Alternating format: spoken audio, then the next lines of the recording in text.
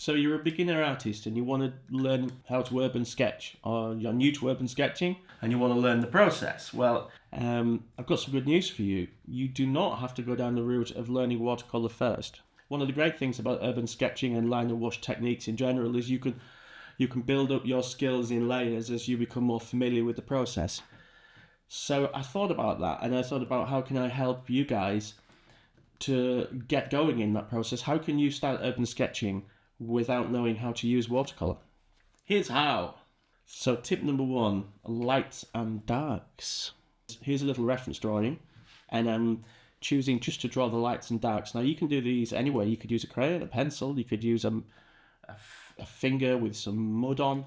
Doesn't matter. What you're actually trying to do is look at a drawing and evaluate the scene through a series of lights and darks. I'm going to use a little cross-hatching method, which I quite like, but that will help describe the scene. Obviously there's no colour in this, but you don't have to show colour. This is the wonderful thing about line and wash and urban sketching as a media, is it's pretty free. You can do it any way you want.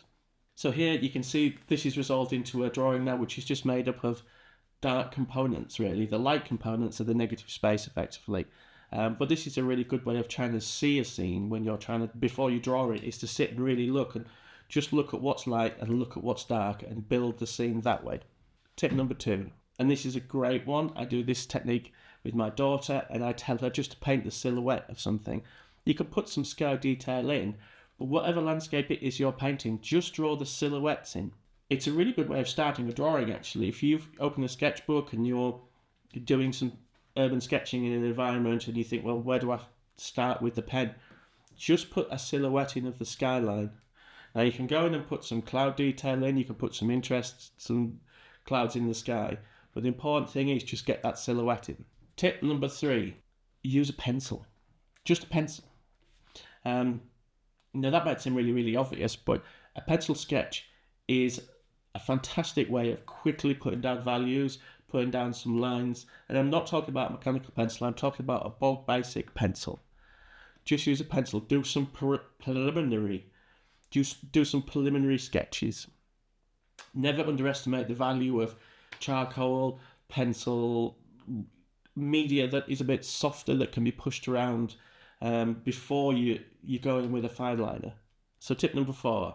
Now, I know you probably don't need any excuse to get out there and buy more art materials. If you're anything like me, you've probably got a problem.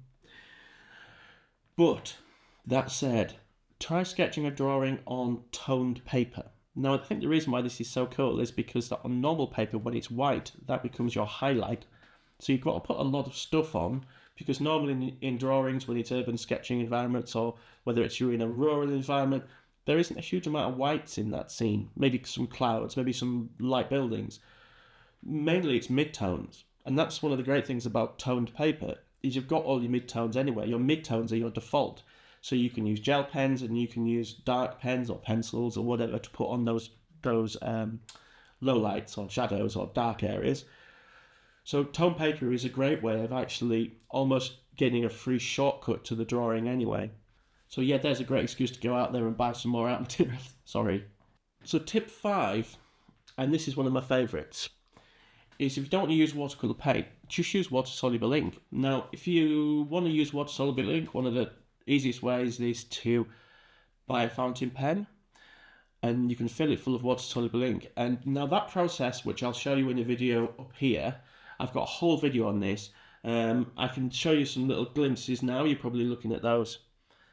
But really, it's a really, really simple process. And what you do is you draw in first with the fountain pen, and then you come in with a brush and some water, and you dilute the ink, so you can add tones and values. And then, so once that's dry, you go back in with the fountain pen and add some more detail.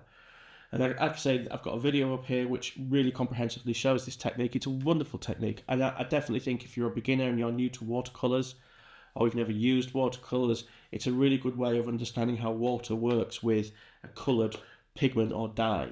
Watercolours, all about the water. Obviously, you're picking up pigment and you're adding tones and you're adding colour, but primarily it's all about how you move the water around, in my experience. Now, using ink or pigment, it doesn't really matter. You can still learn an awful lot of how to do a simple wash with ink, or how to use watercolour by using water-soluble inks. It's definitely a cool way of doing it as well. And the picture and as a piece of artwork, the simplicity of it is just lovely. So I just want to say, as always, thank you to my patrons, thank you to all my supporters on YouTube, and the great thing about the Patreon channel or any part of my YouTube channel is you can dip in and out of it. You can just choose bits that you might find useful. There's some quite comprehensive long drawing demos. There's some little tasty morsels that you can feast on. But I just appreciate you popping around, guys. Thank you. So bye-bye till next time, and remember, if you're not making mistakes, you're probably not playing hard enough. Bye-bye.